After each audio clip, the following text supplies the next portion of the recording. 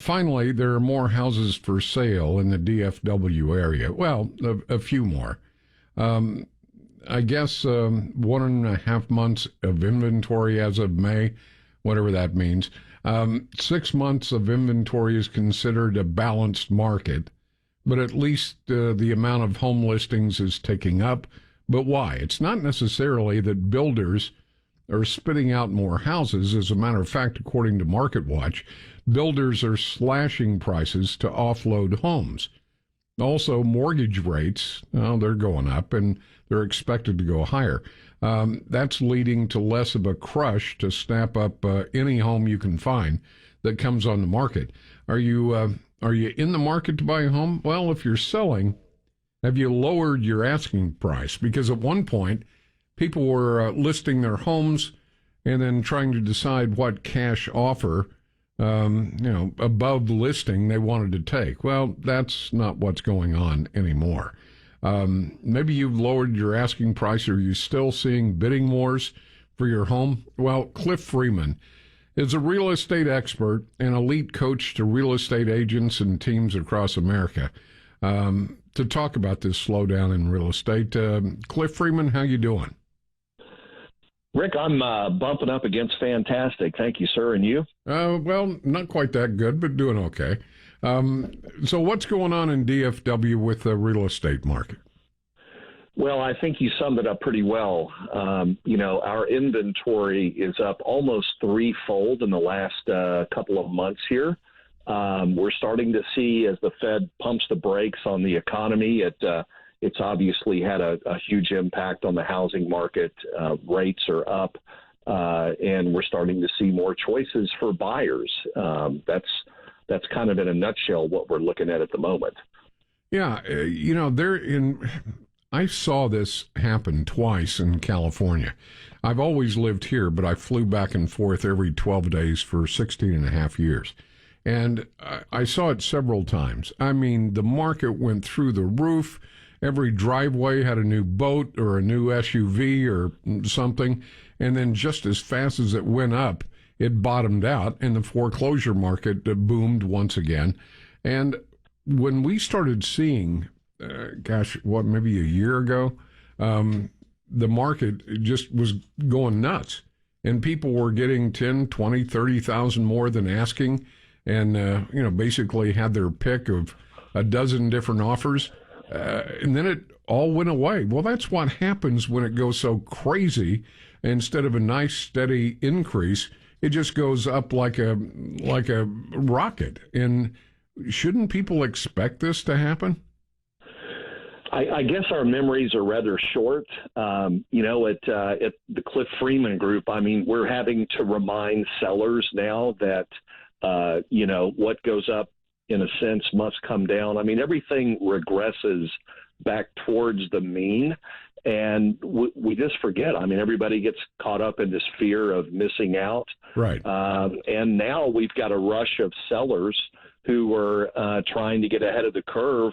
Seasonally, Rick, July 4th tends to be the point where we move from that spring and summer buying season looking more into the fall and winter. So we typically see prices and inventories start to decrease at this point. But we've actually still got, inventory after the 4th was up.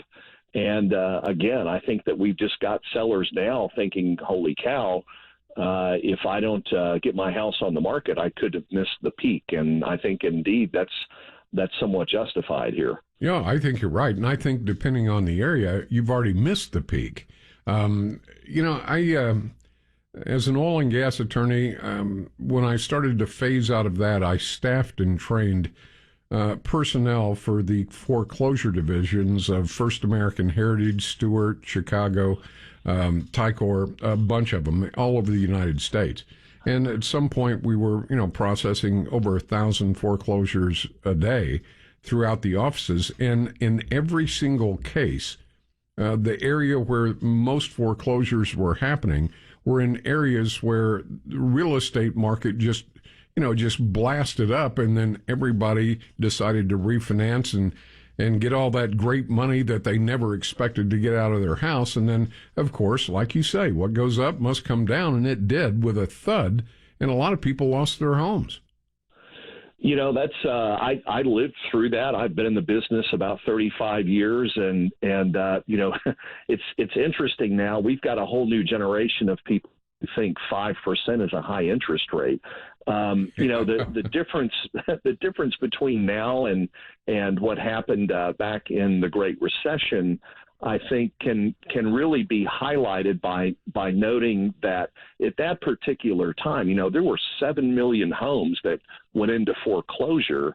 About 1 million of those were related to goofy loans, payment option arms, the Nina, the Pinta, the Santa Maria loans, we used to call them, the no income, no asset, and so forth. But today, we actually have a little bit of a different situation, particularly in our area.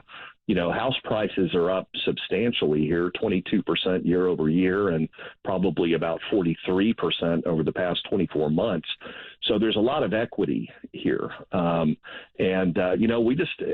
think the big question here that everybody would love to have an answer to is, will the Fed continue to pump the brakes and potentially push us into a recession where we see job losses and contraction? We're already technically, I think, in a recession, but how bad could it get? Yeah, I do. I don't think it's a matter of if. I think we're already there. The only question to be answered is, are we going to have a protracted, lengthy recession, or will we have a soft landing? That's the only thing I'm looking at.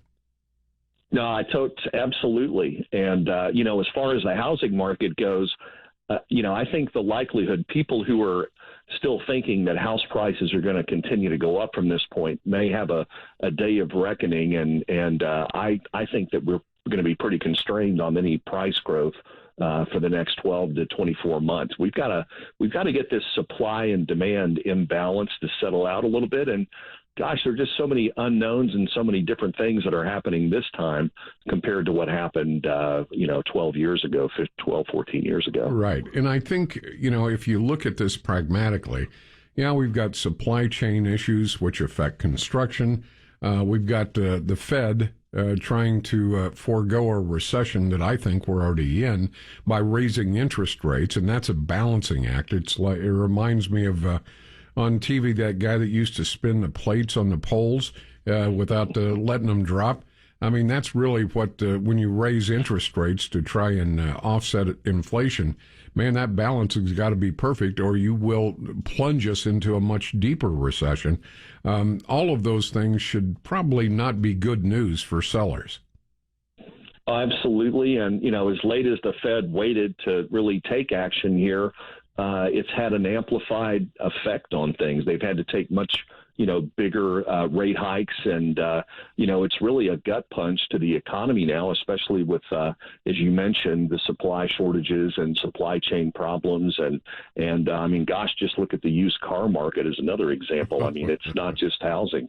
You're right. Well, to wrap this, some advice to sellers and some advice to buyers. Go ahead. Yeah, sure. If you have to sell, I would recommend sooner rather than later, just because we do run that risk. The great unknown is where interest rates are headed. I mean, just since the beginning of the year, buyers who will borrow money to buy a home have lost about 20% of their buying power. Rick, for every 1 percentage point that rates go up, they lose about 10% of their purchasing power. So, time is of the essence here. And then as far as buyers go, I would suggest that, and if you may want to just float for a little while here and wait and see what happens. And if you don't need necessarily to have, a home that you're going to live in, I would really consider waiting on second home purchases and discretionary purchases. If you've got a home, you've got to have a home for your family. If you're going to be in it 7 to 10 years, your risk of losing money on it is very much mitigated because of how long you're going to hold it. But I think people that have a shorter horizon really need to take a close look at their motivation and decide if the math is really, if now is the time for them at these prices and rates to make that purchase decision. Yeah, I couldn't agree with you more. The goose that laid the golden egg has left stage right, and you need to be very, very careful and pragmatic about what you do right now, buying or selling, because there are just too many variables that we have no control over, whether it's supply chain or inflation or the Fed raising interest rates. So, it's a very dicey time to be buying or selling, as a matter of fact.